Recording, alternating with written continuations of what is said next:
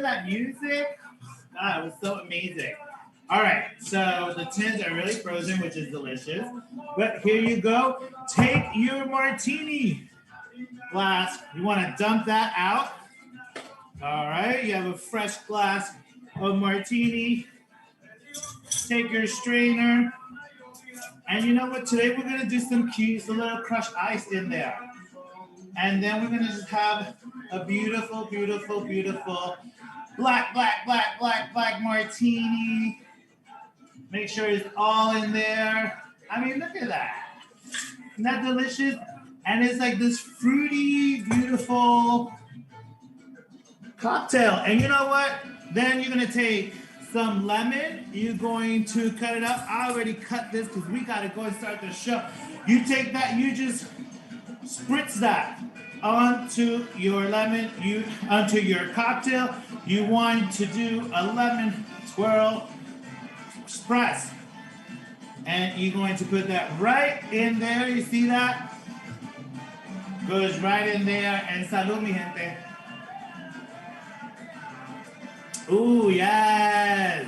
We're about to get the conversation started with Rosa Alicia Clemente, Vidal Guzman, and Jennifer Nunes. 3 Afro-Latinos repping Dominican Republic, El Salvador, Panama, Cuba, New York. Diaspora, right? Hello. And I'm Colombian, so you throw that in there, all of that, and Puerto Rican and all that. So come and join us. Salud. Let's go. Let's get this started. Now.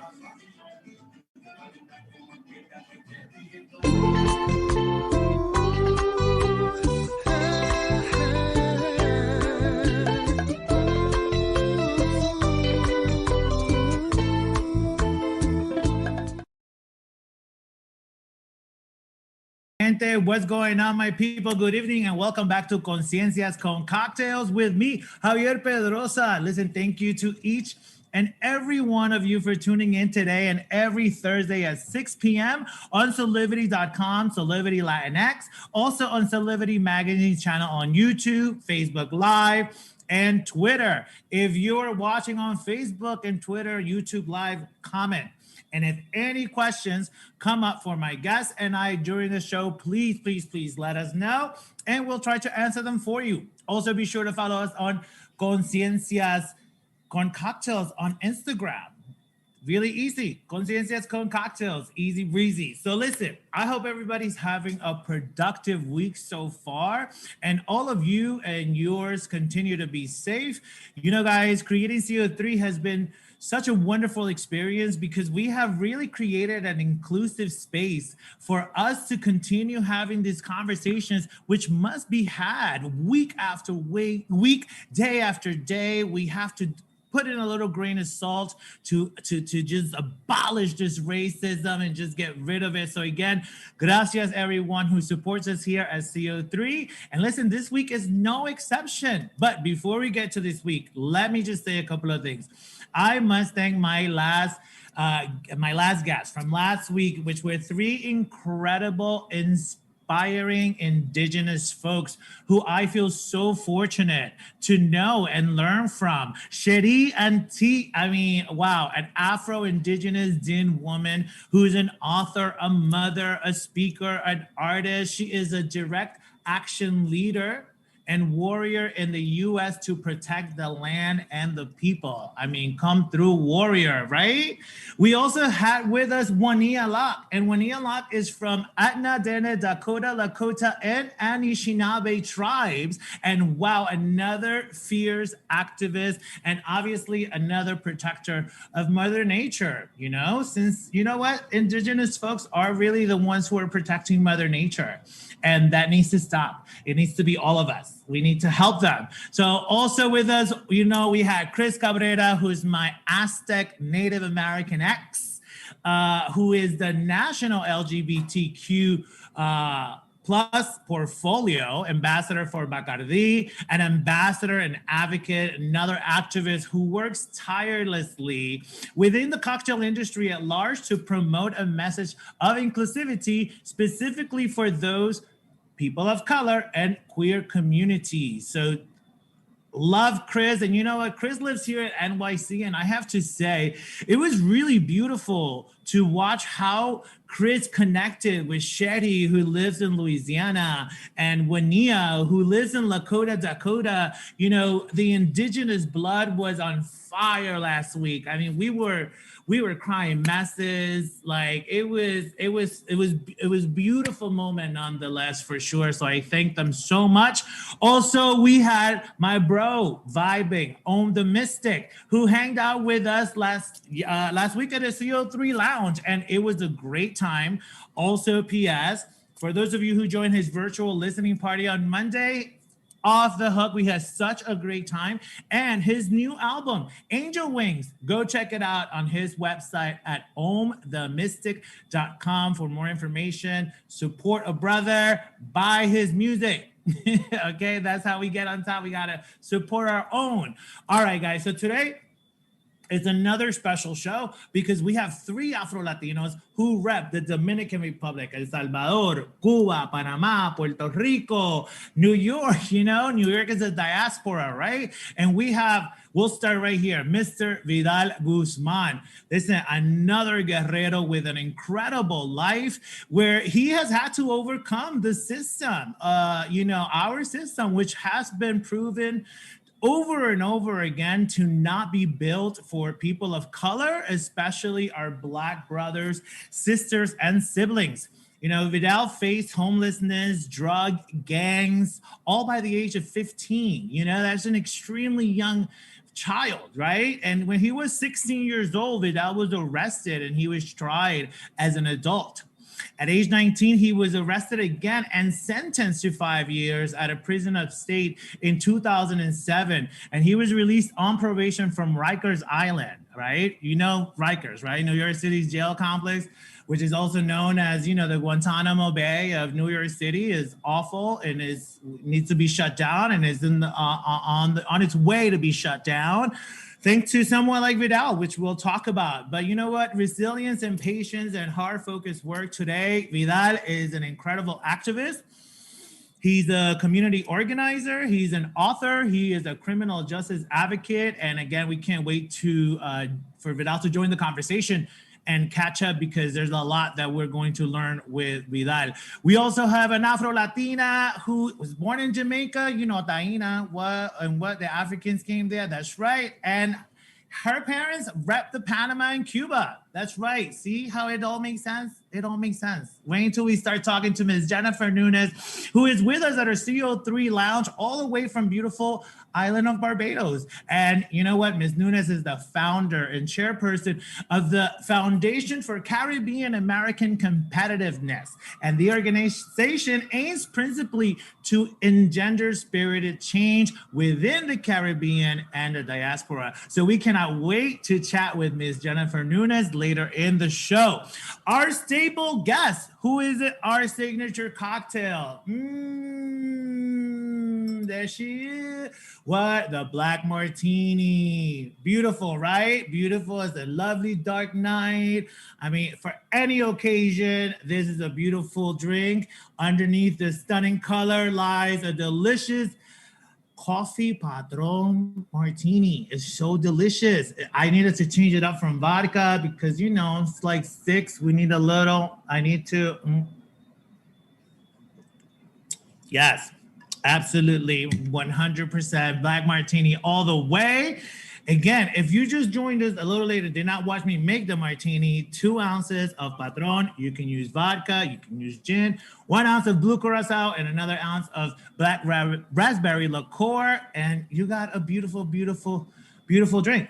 So also with us, I am, so excited because I'm going to introduce my co-host. I know my co-host is somewhere in life because she has been working. I mean, it's like I feel like I'm slacking and I'm like can't breathe, right? It's one of those. I mean, she literally today I have the pleasure, the honor to have her as my co-host, and another Black Puerto Rican super sweet person who is a scholar activista, a doctoral candidate, which to me makes her a sister to learn from, because we have to keep it real, family. The incidents of anti-Black white supremacist violence are not isolated, and the perpetrators are not the exception to the rule. So we got to keep at it every day. Our hope here at the show is that we will enable folks to find an outlet that gives you an opportunity to question how you're situated in the world, right? And from that, take action, right? So with that said, please help me welcome Mrs. Rosa Alicia Clemente to the show. What's going on, Rosa? What's good? I'm like, you are the hype man for everything. I'm like, I mean, I'm good. I am exhausted. I'm like, I don't even like hearing my voice anymore. Like, I am exhausted. I'm so happy though. Yeah, listen, I tell everybody, I was like, yo, I hung out with Rosa like 3 times this week, and she don't even know it because we weren't in the same room, but we hung out 3 times. Listen, my people, let me just tell you, Monday evening, Rosa was the keynote speaker at Princeton University and Rutgers University for a joint virtual event, which was titled Processing the 2020 US Elections with We Still Got to Process, right? And that was amazing. So we hung out there, we chilled, we hung out, not really, but I still learned so much from her. Today, 11 a.m., she was up at it with Autumn Marie in her Instagram live series. And I think you just finished another one at 5 and you have us at 6 and another one at 7. Mi amor, how are you doing all of this? You know what? I come from like a people that's doing all of this all the time. Like, you know what I'm saying? Like we doing the work. I also tell people like, I think about everybody that's incarcerated, our political prisoners, everybody, like, and of course, Rikers. It's just like, what can I complain about? I have food, shelter, and all of that. Yeah, I definitely need sleep. I think we all need sleep, like, I think all of us are like, oh my God. I'm like, hi. I know. And I told you I had done this thing where on Thursday, Friday, Saturday, Sunday, I did not talk except to like my daughter and my husband in my house. Right. And people that was incredible. They like, are you okay? I haven't seen you posting. I'm like, I'm not dead though. Like I just tired. I didn't stop talking. Yeah. Well, listen, on COVID news, right? Let's talk a little bit about what's going on with COVID, right? Because it is definitely time, right, for our nation to get together.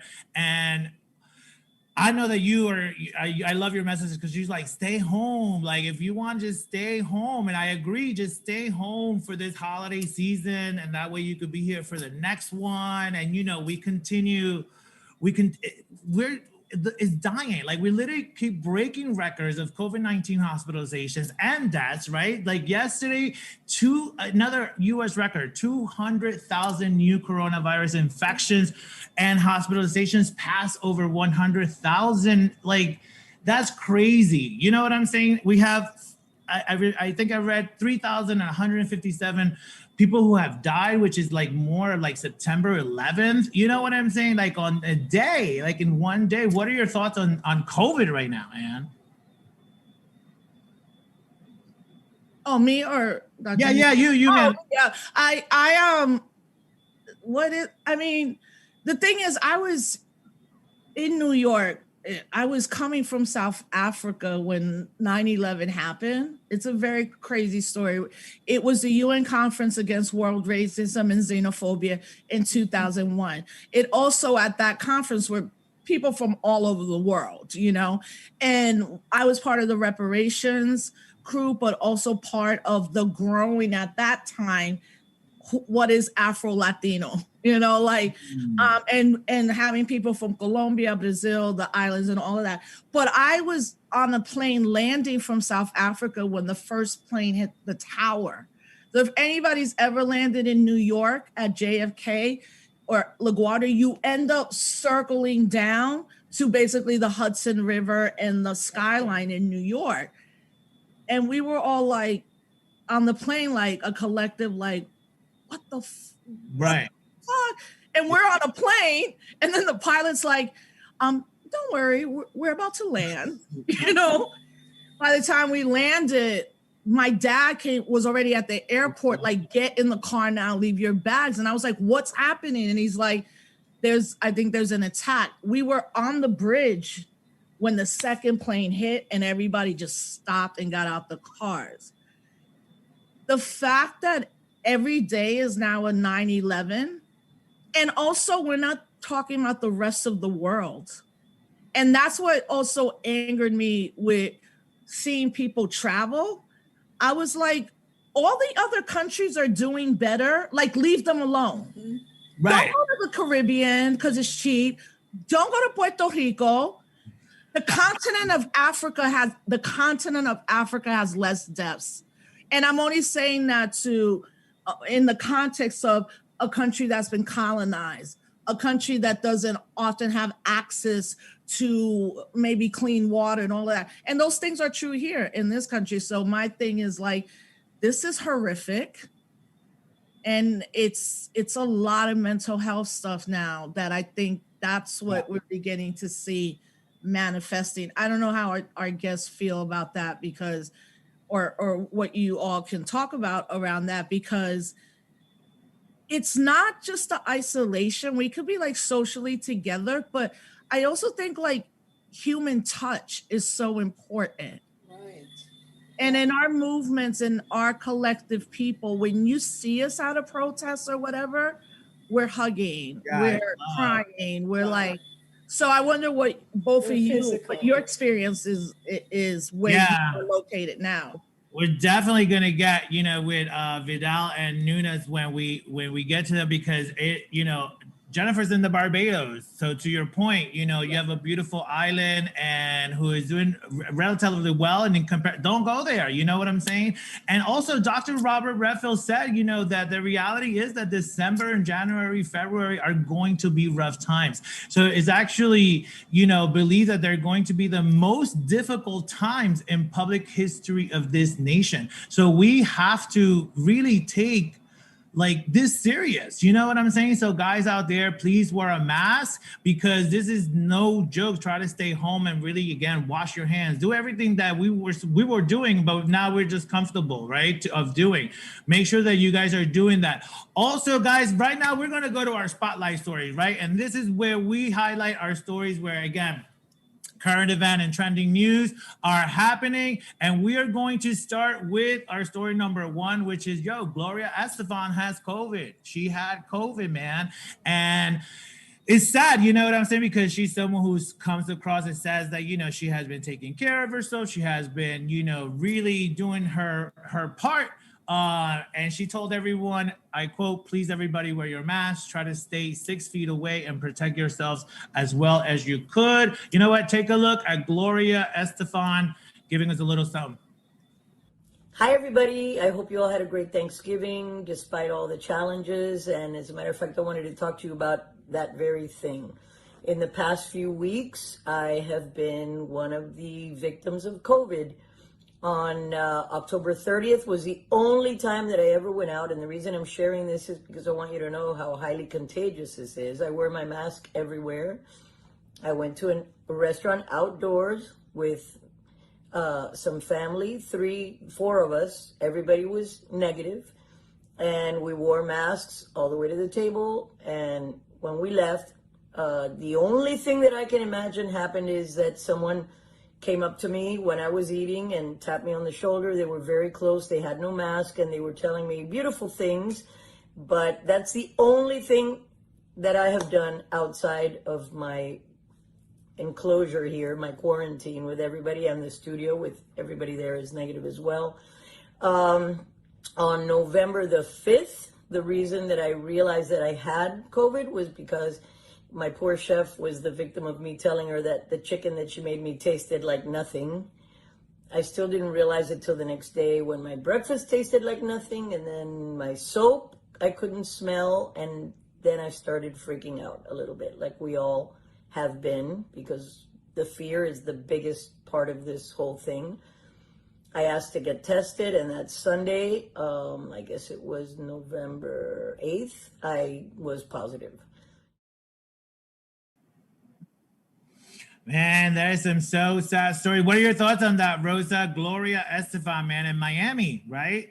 Miami's part of the hotspot. Miami and their dumb ass racist governor. Man, like I'm like, if Gloria Estefan has it, how many like in Little Haiti or good luck. You know, good luck, Miami. Shit. And also all the like Black and brown folks just in general just don't trust the medical community. You know, we've been experimented on too much, and you know, like the vaccine is not a cure. I'm like, the vaccine's not the cure. Like, you can't get the vaccine and then go out and party the next day. Like, what is wrong with people? You know, and luckily she looks as well. She looks well, you know, but also she's wealthy. There is no way she doesn't have a personal doctor, every medicine, all of that. She went into the second floor quarantine and said nobody come. Like, right on the floor, the second floor. I'm like, how many can do that? Exactly. So listen, we just want to say Gloria and her family, we hope that you guys recover fully, and everybody stay home. In Miami, quédense en su casa. It's time to stay home. Like, we got to stop playing. We just got to say to folks what we need to do to get this done. All right, guys, our next spotlight story takes us to the United States Supreme Court, where their first Latina Justice, Sonia Sotomayor, who I love and I'm obsessed, and I'm sure everybody on this panel is obsessed with, had to, let it happen. She had to like talk some senses into her team, you know. Let me give you the background story in the COVID-19 restriction case between the Roman Catholic Diocese of Brooklyn and Andrew Cuomo. This was, the High Court said 5-4 block restriction on religious services. And, you know, Governor Cuomo tried to say, look, let's just, depending on the numbers, is how many people can be in the building. And the Supreme Court said no, because the restriction, I mean, would be limiting. I mean, it's just a mess. You know, Justice Neil Gorsuch, he concurred with writing that it was unconstitutional, to have laws regulating churches and synagogues while allowing, check this out, liquor stores and bike shops to reopen. I was like, how is that like an argument, right? Like, that's kind of crazy. But Sotomayor, you know, reacted and just said that in terms of comparison of New York's treatment of religious institutions to liquor stores and bikes, by saying that people do not gather inside for more than an hour, they don't sing, they don't speak to each other at a liquor store or a bike shop, which is right, true, right? What do you think about that, Rosa? I mean, thank God she's on it, but get ready for a lot more cases. To like, this is a solid now conservative Supreme Court.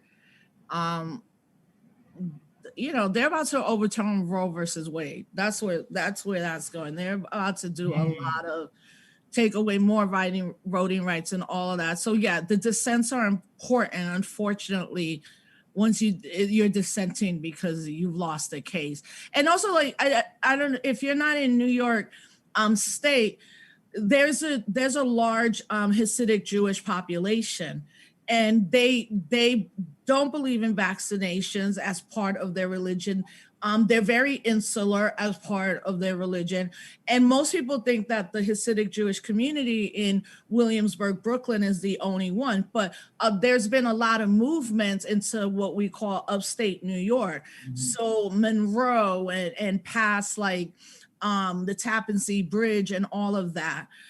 So that, I mean, the idea, like, why would you want to do this when you know people are going to die? It's again, like, it's a mental, like, not a mental issue. It's like your mind is like, I'm going to do it, whatever. If I'm going to die, I'm going to die.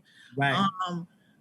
But, you know, that's just where the court is heading. So we're going to see a lot more of these kind of issues coming, and they going right conservative or right on like the right to own, you know, the right for militias, the right for religion, the right for basically everything, but not like providing healthcare or masks. Absolutely. You know. Yeah. I think you're right. We got to get ready. We got to buckle down and get ready for what's coming. But you know what? For our last spotlight story, I want to bring in our first guest, Mr. Vidal Guzman, onto the stage with us, because he is someone who definitely knows about what is going on in this. We are moving on to our spotlight story number 3, where we regret to inform that the current administration is quietly attempting to expand the ways they can kill prisoners. And, that would include death by poison gas, electrocution, firing squad. I'm like, where do we live? Like, what is that, man? So it's like under a new rule filed by this dude's administration, these methods can now be used to carry out executions for federal death sentences, in addition to lethal injection, right? So this could happen as quick as December 24th, Christmas Eve. You know what I'm saying? Vidal, what's going on, brother? How are you? But it sounds crazy to kind of hear something like that will happen. I think a death. Speak up a little. I said it's very weird that something like that would happen. You know what I'm saying? I don't think a death for a death is a solution to anything. I think this country has failed, I'm saying, in a way that it's attempting to define justice. You don't define justice by murdering someone. And I think our society has fallen and thought that that is the solution to a human being. I think there is a certain point that we have to retract ourselves and say, what exactly are we doing? I think, this system has belittled and made our people seem more as monsters than human beings, so they can get away with actually creating laws and passing policies like that. And it's horrible when some of the systems and some of the things and impact that people have went to was the society and the system that this country has created, right? Like you can't talk about violence when you are the country that actually created violence in the first place. You know what I'm saying? And I think for anyone, a world democracy is not a death for a death. And I think humanity has to refine itself and say, what exactly are we doing? Norway and Germany has a residuum rate of 20%. And the reason why they have their residuum so low is because they're working with the community to make sure that people are not just held accountable, but the most important things, that when they're coming home, they have the right resources, or before they even land into to the jail system, they prepare them with tools to give them the blueprint. What exactly you're trying to do? Yeah. And like, even when, example, when there was a person that took around 21 people's life in Norway, and the community felt that the maximum that person got was around 22, 23 years. And what America's system has looked at Norway and Germany, it was like, hell no, that's horrible. You should have gave him more years. And it's like, the parents felt that was something they was comfortable with. And right. Like, yeah, man. So I think passing a policy like this just tells us who exactly is still in power. And then it also tells us that they are defining what exactly is a human being. This is someone's kids, no matter if this is someone's grandkids, this is someone's father, even if that person doesn't have no kids, this is still a human being. Right. Right. And this is happening when 5 more people are scheduled to be executed during his final weeks in office. And 4 of them are African-American and 1 is a woman. Right. The people that he hates and is evil towards. And I think something else that we have to really keep our eye on is right now, the most outbreaks are in prisons. Mm-hmm, yeah. And I mean, San Quentin right now is hellish. There's a prison in near Springfield, Massachusetts. 80% of those incarcerated have COVID right now. And that the CDC, they have put prisoners as the last to get the vaccine, but giving the correctional officers, who are the ones bringing it in. Because if anybody, and I am sure, I know Vidal could speak to this, there's this weird thing that people don't understand about being incarcerated, right? Like, it's like a self-contained thing. So when nobody's sick, but when one person gets sick, everybody's going to start to get sick. And actually, my brother-in-law is in Sing Sing unfortunately for a life bid that we're still trying to deal with. And he's like, we get to email each other and stuff like that. And he's like, this shit is crazy. There are people dying and they're leaving the bodies, or like COs are just like bouncing and not showing up, and people are staying locked up. Yeah. Or like Rikers, I know Vidal can say, like Rikers right now is there's this thing too with the COs just are becoming more and more brutal, you know, in this moment. And it's just like, this is like levels of inhumanity. It like levels that is also not happening in the rest of the world. Oh, and let me say, Governor Cuomo has been horrible on this issue. Okay. Horrible. You're talking about there's movements to release aging prisoners, 65, 70, 75, 80 years old, some in wheelchairs, some have cancer. Why aren't you releasing these people? Why is anybody, period, incarcerated right now when 80% of every, especially New York State, is minor drug offenses, right? And then also, he's been the worst governor. I mean, the governor of Oklahoma is releasing 300 women next week, right? And that's a lot of indigenous women and just women in general, but indigenous women. Meanwhile, Cuomo's seen as this god because his response to COVID. And I'm like, I live right around the corner from him. Dude ain't trying to let he has not allowed one person to come out. And I'll start with this thing. There is a political prisoner. His name is Jalil Muntekin. And he finally, after 42 years, we got him out. But he got COVID. Yeah. And the crazy thing was he was paroled in March. He got, and the Attorney General, Letitia James, said she wouldn't allow him to come out, which is very rare. Once you're paroled, the state usually doesn't, but she did. So then he got COVID. He survived COVID. He got released. He's in Rochester, New York. He goes to get his license. He mistakenly checks off the box for being registered to vote, because in New York, there's not an automatic restoration of your rights on voting rights. You have to wait a year and then apply to get them. And they arrested him again in Rochester, New York, and took him to arraignment, like on some, like, you check the box to become a voter.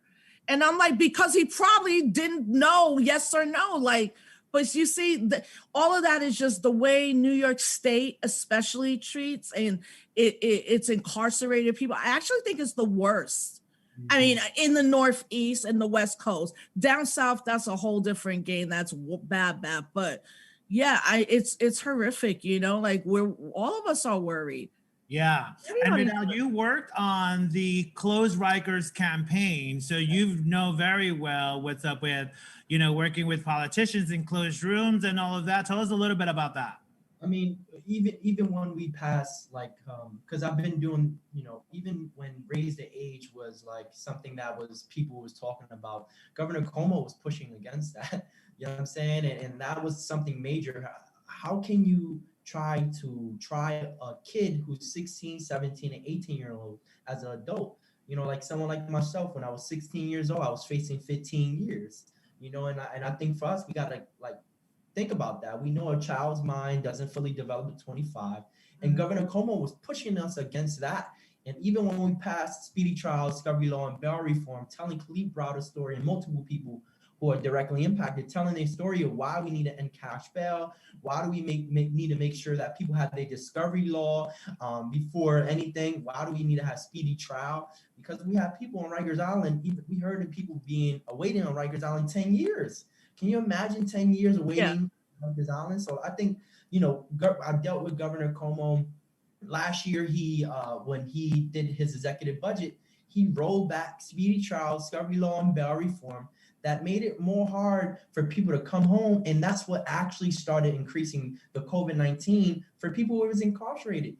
Like speedy trial, discovery law, and bail reform would have kept decarcerating our jail population, but you can't 6 feet distance where? Not in Rikers, not in jail and prison. Where at? You know what I'm saying? And for that to even happen, even when Rosa talked about St. Quentin, they dropped their population probably by 50%.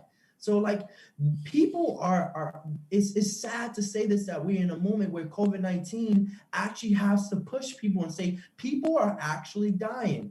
You know what I'm saying? In our jail system. So it's a hidden war that's happening in our prison system when it comes to COVID-19. But when these politicians who don't care, these politicians who are not aligned with our message, who are smiling in our face and then turn around and say, we're going to do it and don't do it. You know, I'm scared about what's actually going to happen. Yeah, Democratic has the Senate and Assembly on New York State, but the Republicans have Governor Cuomo in their pockets. So like, you know, for us, we know that's a scary moment, but me dealing with a lot of these politicians is knowing that you work for us, we don't work for you. And it's sad. The 4 years I was part of the Close Rikers Island campaign, we had to, for 4 years, tell the city why was it so important for directly impacted people to be seen as people. But the most important things are that they was coming from neighborhood that was underfunded, over incarcerated, over police, and that our jail system, taxpayers are paying $340K per person when they're incarcerated on Rikers Island. And when you talk about numbers and our tax paying, where it's going for armed wrongdoings and lawsuit every year is $30 million. To take detainees back and forth to court for every year is another $30 million. Let me correct that, lawsuit is $100 million. So like when we talk about where exactly our funding and our money is going, these politicians, when they started hearing numbers and saying, imagine if this investments can actually go in our community. So right now, this we knew it was gonna get here when he rolled back speedy trial, discovery law, and bail reform, you know, and we knew he was gonna get here. And the only reason, I have to say this, is marijuana is gonna get legalized soon. The only reason why they legalized marijuana and Governor Cuomo's talking about it is because it's a tax relief for New York State. So it's horrible to say that it's our rights is only rights when it's their time. And that's horrible, man. And do you feel hopeful about Rikers really closing in 2026? Yeah, I do. I think, you know, for us, New York City has, if it really want to keep this progressive, and it lost its progressive title when we wasn't able to actually accomplish an executive budget to actually defund police. And I'll say if the city want to keeping this progressive conversation and progressive city, they have to make sure that it gets to the finish line, that improves conditions for people who are still remanded. And also I'm actually a part of basically every single year we get to decide approximately 200 million gets to be saved off of Rikers Island. And we get to, there's this coalition who actually decide where exactly that money goes into the community after Rikers is closed. But that commission is still being in place. It was actually created by the Speaker, Corey Johnson, the mayor. Look, I don't like them, you know what I'm saying, but we have to work inside. I work with them, right? And they know I don't. So, you know, this is the work that we have. Yeah. And, you know, a little shine, right? A spot of shine light from Rikers, right? Another thing that I wanted to make sure to bring up was the fact that, you know, you can create out of the most darkest moments, right? Vidal is like a proof of that, because his idea for the clothing company that he created came while he was in Rikers Island. Tell us a little bit about that, because that to me is very inspirational. Let me correct that. I was actually in Green Correctional Facility. So Green Correctional Facilities in Washington are the only youth facility that takes in youth as young as 16, and the maximum that they're able to do is probably 7 to 8 years. But you know, they made these facilities for young people, and they had to get people who had life because it was going crazy. So I was in Green Correctional Facility. I was there for 3.5 years, and that's where I actually, it's weird. It was 105 degrees, and when you're in solitary confinement, it's always a 10-degree high, like more hotter, right, than it is outside. And I just got in a fight with my bunkie. You know, my bunkie's someone who was actually in the cell with me, and I was like, it's 105 degrees. We have two men in this cell, and we got right in the fight. Boom, boom, boom, boom. And I'm like, he left, and I sat down in solitary confinement, and I just got my GQ magazine, and I was like seeing all these like black and brown people with like white images and not our history. And I was like, yo, what is it that our history is not being talked about? Why don't we have young lords and we're rocking the young lords with some Yeezys? Like, why isn't like our fashion or our abilities of educating our ancestors like in our own clothing line? You know what I'm saying? Are we scared to really think about our ancestors and say, do you know who the young lords is? Or we feel like that's not fashionable enough. And I think for myself, it is. You know what I'm saying? It's never a problem to keep educating, but still look fashionable, but also make sure that we don't forget the ancestors and people who fought for us to get in this place in the first place. So, I sat there and I said, I need to do something. And I came home and started my clothing line. So it's an activist clothing line. And it's just a radical way of actually expressing myself, but also making sure people have a way of telling people how you feel without actually saying anything. So, yeah. Right, man. I'm telling you, I when I created this show, I should have created a 2.5-hour show because an hour is never enough for us to get through. But you know what? I know you're gonna come back. We are connected already. Rosa, you've met Rosa, who Vidal and I talked, and we're both like fans of Rosa. I've supporters. seen Vidal's work. I've been watching from afar, so yes. Sure. Yeah, so we're definitely going to talk. There's a lot that is going to come out of this, but again, I just wanted to make sure that people saw you because people need to put a face to stories like yours, right? And understanding that, how you got here, right? Speaking of your mom who is Dominicana, and, when we spoke, right? Because if we really think about it, Vidal's father is from El Salvador. And for us, for me, it means so much. It means that we can understand a Caribbean experience as much as understanding an immigrant experience, right?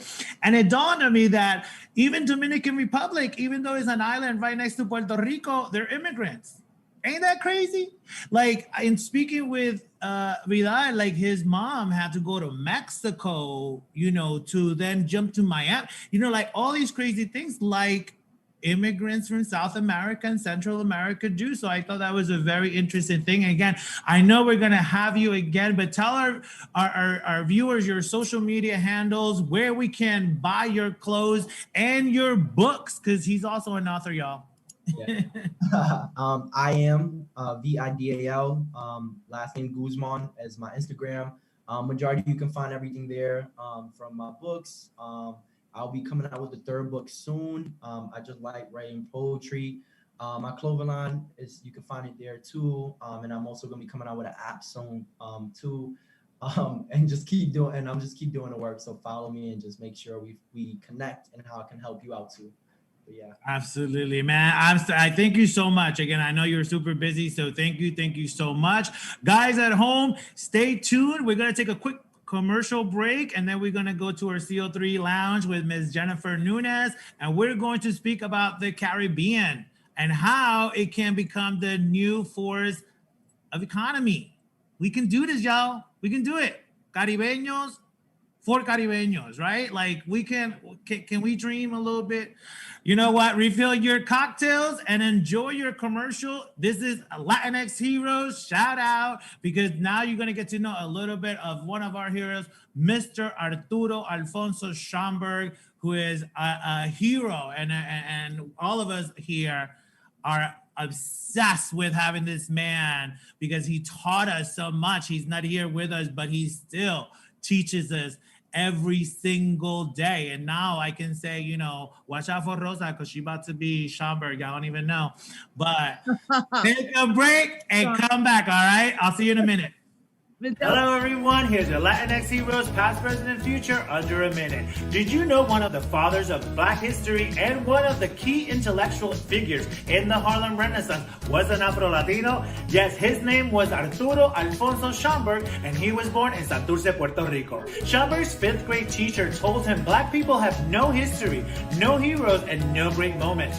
Schomburg was determined to not only find, but to also document the accomplishments of Africans on their own continent and in the diaspora. In 1926, the New York Public Library purchased Chamber's vast collection of literature, art, and other artifacts for $10,000. In 1972, the 135th Street branch of their library was renamed as the Chamber Center for Research in Black Culture. Today, the Chamber Center is home to 10 million items. Thank you, Mr. Chamber, for proving there's no lack of history, heroes, or great moments in the Afro diaspora. And there's your Latinx heroes, past, present, and future, under a minute. Thank you. Are you ready? Are you ready? Are you ready to become your best self now? I mean, like right now. If you're ready to become your best self, then why don't you join me and Solivity Magazine as we present the New Year, New You celebration along with our very special partner, Beyond Words Publishing. It's going to be Saturday, December 12th, starting at 1 p.m.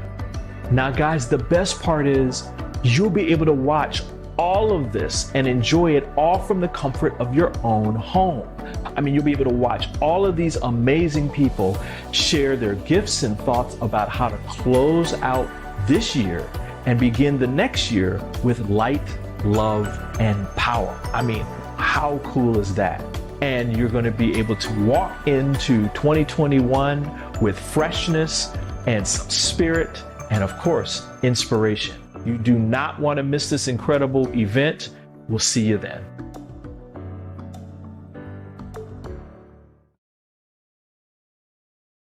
Welcome back. All right, we are at our CO3 lounge, and everybody welcome Jennifer M. Nunes. Hi, Jennifer. Hi, Javi. How are you? Great. I'm very good. It's great to be here. Please meet Ms. Rosa Clemente. Hola, Rosa. Hola, Jennifer. Hi. It's great to be Jennifer is all the way in the Barbados. I'm in Barbados and I'm staying safe, quite well, staying safe. And as a former New Yorker, I'm looking on and I'm seeing what's happening in the US and I'm comparing. Well, there's no comparison to the Caribbean, of course. We are smaller, but we are safer right now, thank God. But in that context, I want to introduce to you what I'm doing in the Caribbean and a few others, really, really important people. I'm not as important as they are. We have some ambassadors on board. So we have the organization. So should I go right ahead into it, Javier? Absolutely. Let me tell folks a little bit so you guys know at home. Jennifer Nunes is the founder and chairperson of the Foundation for Caribbean American Competitiveness. And that's amazing. So tell us all about what this nonprofit is about. So I started this in Washington, D.C. And it's a 501(c)(3). It's an IRS public charity, but it's primarily focused on a movement for change in the Caribbean, especially in COVID. Started outside of COVID, but especially in COVID, there's so much need in the Caribbean. And I'm talking primarily about the English-speaking Caribbean. We know my background, yes, has a little Spanish, a lot of English. But we are looking at what can we do? How can we get a movement for change in the Caribbean to make it sustainable, to make it successful and sustainable? In COVID, we no longer have what we had with tourism. We are facing food insecurity. We need to feed our people. We need to ensure that people are educated. We need to continue doing business. So how can we do all that? Now, I have partnered with a couple other NGOs. One is based in Boston, Massachusetts. It's called the Authentic Caribbean Foundation. And along with a couple local regional Caribbean companies, we are looking at addressing several areas that I just mentioned. We want to look at the resurgence of an agricultural movement. We want to be able to ensure that our people can feed themselves. currently the Caribbean has really high food import bills. Now, if we're not earning a lot of foreign exchange anymore, not as much as we are accustomed to, how can we feed our people? So this is a movement between the Caribbean and the diaspora. The Caribbean American people who are living all over the US are a part of this, and so are some people in the Caribbean. Now, you mentioned I am located in Barbados. It's a Caribbean-wide movement, and it's a diasporic movement. So we're looking at assisting the educational programs to ensure that our children are properly educated. We're working with people in the diaspora to ensure that we provide some tablets, basic equipment for the children in the Caribbean.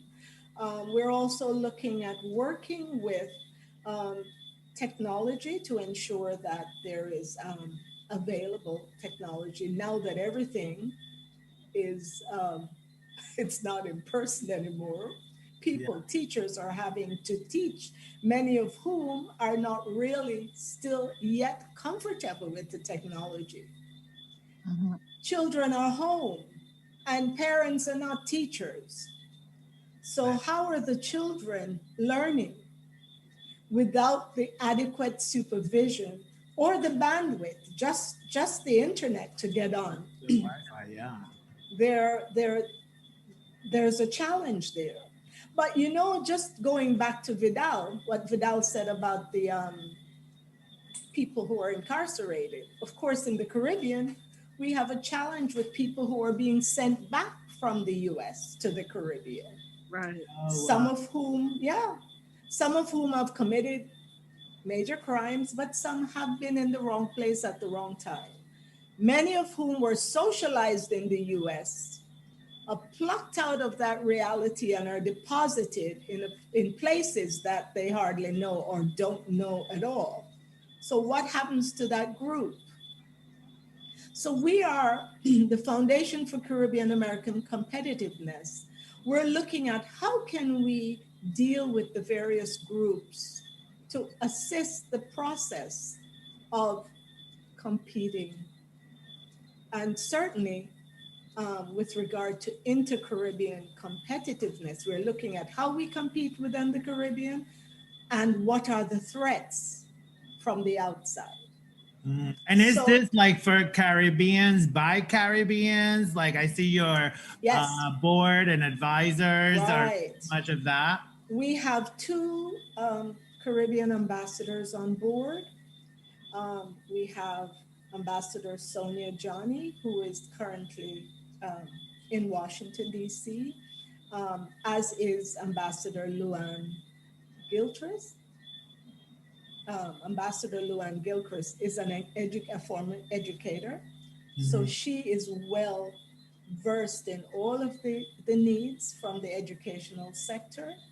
And we're fortunate to have her as the advisor. We're fortunate also to have Ambassador Johnny, who has not only a legal background, she's a legal expert, and also where diplomacy is concerned, which we need to negotiate, is critical. We also have a hotelier, someone from the hospitality industry, who is Brian Anthony Sang, who is also is well credentialed in business. And we have others who are assisting us, advising and supporting what we are calling a movement for change. So I have given you a very broad program. We are not handling all at once. We're taking them in terms, and they're all competing priorities. Everything at this point is a priority. Right. But we are determined to tackle all of them to the best we can. And we're asking the Caribbean community and those in the diaspora to give us their support, to join with us. We are not a one organization or one NGO movement. We are partnering with people in areas where to ensure that we have support in all of the areas we've mentioned. We're also looking at, as small island states, in talking to the board members and the supporters, we're looking at what happens to all of the refuse, all of the garbage, all of the things that come into the islands and don't go back out. What do we do with them? Now, in the US, you have great recycling programs. In the Caribbean, there are some, but we are looking at repurposing, and that there are programs that are coming on stream in the next year. That's beautiful. And if people want to get involved, what is the best way to say, I want to help Ms. Jennifer? Well, first of all, our website is fcac.global. Very simple. FCAC, which is the Foundation for Caribbean American Competitiveness. So fcac.global, or our email, focamc@gmail. But the website, go there, give us your opinion, give us your ideas, contact us. There's also a 1-800 number. So we want to be in touch with as many people who are interested. We want to we want to tackle Rosa. Rosa, we need your help. We want to have Rosa as a help. And we are totally open for people to join us in areas where they are experienced. We are open. Give us your help. I wanted to ask you something before. Javier, does the show keep going, or do we end at 7? Am I wrong? We end at 7, but we're good. We can. Okay, yeah. I actually, I was like, what event are you telling me I have at 7? And I'm like, oh, there's a group, the Justice Committee. It's been around, founded by Richie Perez, and it's the annual fundraiser. And I'm like, oh, you know my schedule better than I do. But Jennifer, what does COVID-19 look like in Barbados? In Barbados, I think Barbados has a very winning process for handling COVID. I mean, it's very low, and and I'm not at all in any way able to speak on behalf of Barbados. I can just tell you that living here, it's a very, very careful handling of COVID. There are very, very few cases. And the government has what I consider to be a very good program for testing and maintaining a safe environment. That's good to hear. So, yeah. And the other question I had was, I could be wrong, but I think a young sister, maybe she's from Barbados. I'm almost positive. There's an environmental prize called the Goldman Prize. And I feel, I was watching Democracy Now! Yesterday, and I feel a young sister from Barbados won. Am I wrong about her helping to ban plastic bags? Sounds possible. Okay. Sorry, Rosa, I can't, yeah. So climate-wise, obviously, as an island nation that has dealt with that, how do you feel the government and also the people just in Barbados are obviously prepared for hurricanes, but has there been anything that is like devastating it climate catastrophe wise on a daily basis that you see? Well, I prefer to speak on the CARICOM, which are 15 Caribbean nations, on that basis, because I am living here, but I couldn't in any way represent any one island state. But I think there are laws in effect against plastics, which is so admirable. So good. People actually take their shopping bags, which I'm so disappointed to see that the US is not doing more of that. So we're operating, Rosa, I must say, we're operating as if we are the first world here. And unfortunately, the US seems to be not where we are. We are very conscious of the threats, all the climate changes, all the things that are going on, and the Caribbean governments are responding very well. Yeah. We are not as affluent, certainly, as the US is. We're not as in any way close in size. But what is happening here, I think, is admirable. I really am proud to be a part of what's going on now. And as a New Yorker, I grew up in New York City. I'm comparing the two. I live between the US and the Caribbean. And comparing what's going on here, it really is. It's good to see that people are able to visit and they are processed from a COVID perspective very carefully. So I believe we want to assist all the island states in the programs that will help to sustain whatever successes there are right now. And that's where we are. I love it. Thank you so much, Ms. Jennifer. Give us your social media, just in case. We're on LinkedIn. We're on Facebook. The Foundation for Caribbean American Competitiveness is on Facebook. We're also, our Instagram page is being reworked by our social media person. But you can get us on Facebook. You can get us at our website, fcac.global, and also LinkedIn.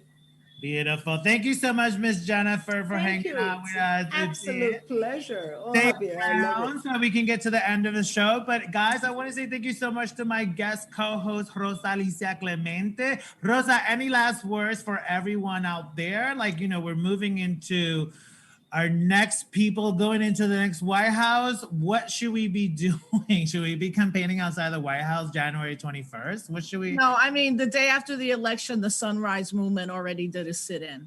Right. Because Biden and Harris have already said they're not for Medicaid for all. They're not for student loan cancellation, and they're not for a Green New Deal. You know, so like people are already about to hold them super, super accountable. You know, and what can you say? We have a madman. I don't know what he's going to do in the next 25 minutes.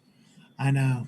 You know, I'm like, I mean, he is beyond delusional at this point. He is, one thing I do want people to watch for, which I did not know until yesterday, was he's replacing all the top military commanders. Yes. Right. So it's like, yeah, the mainstream media's focus on his delusion and his 45-minute infomercial yesterday in the Christmas parties. I need to know why you're replacing military. Well, I know why you're replacing military commanders. Well, why isn't the media covering it? You're going to try to cool this out. Like, you know, we know. We've seen the destabilization of other countries. So I encourage people to stay focused on that. Like, he's changing them for a reason, and it's not a good one. Absolutely. Just like quietly, he's trying to pass all these new ways of killing prisoners. And we don't know because the media is not saying. Thankfully, we have outlets like Democracy Now!, which we're obsessed with. Shout out to Juan Gonzalez and Amy Goodman because they're amazing. But if not, we wouldn't know these things. And this is part of the problem with media. But Rosa, give us your social media because I know, again, people are going to have questions. Yeah, no, everything's at Rosa Clemente, Twitter, Instagram, and Facebook. And if anybody wants to go to the Justice Committee right now, join the fundraiser. You do have to buy a ticket. It could be as low as $5. There's 4 DJs, including Stretch Armstrong. So if anybody who loves hip hop knows that Bobito and Stretch are 2 of the dopest DJs, but Stretch is on. So, and thank you, Jennifer. It was good to just hear a perspective from the Caribbean and stay safe. So thank you for being here. Yes, thank you. Javier to co-host. Thank you. Oh my God, always my pleasure. Again, guys, thank you to my guest, Jennifer Nunes and Vidal Guzman, for joining us on today's episode and for using their lives, their brains, not only to educate or create opportunities, but also for empowering every human being to be their best and for actually creating social change. And, you know, everyone at home, thank you for watching. And we want you to know that we believe it is our responsibility and our opportunity to unlearn racism.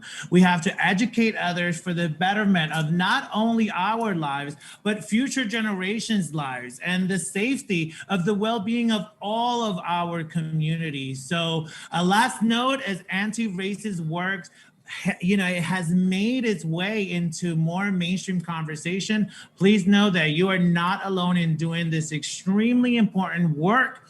And every step of this work is absolutely vital and necessary. So now we leave you with Héroes Latinx. That's right, because we speak Spanish. We have other languages. So I had to translate for my, you know, Latinos coming through, you know. So now we're going to leave you with Héroes Latinx, pasado, presente y futuro, donde hablamos y conocemos a Arturo Alfonso Schomburg, que es todo. Deja que lo veas. Again, thank you again. Remember to stay curious, be gorgeous y amable. Ciao, folks, and we will see you next week. Peace, everybody.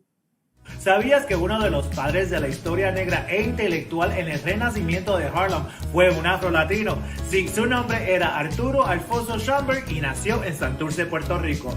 Mientras Schomburg estaba en la escuela primaria, uno de sus maestros le dijo que los negros no tenían historia, héroes ni logros. Schomburg determinó de no solo encontrar, sino documentar los logros de africanos en su propio continente y en la diáspora. En el 1926, la Biblioteca Pública de Nueva York compró la colección de literatura, arte y otros artefactos por $10,000. En 1972, la rama de la Biblioteca Pública en la calle 135 fue renombrada como el Centro de Investigación Schomburg de Cultura Negra. Gracias, señor Schomburg, por demostrar que no hay falta de historia, héroes o logros en la diáspora africana. Y ahí tienen Héroes Latinx, pasado, presente y futuro en menos de un minuto. Gracias.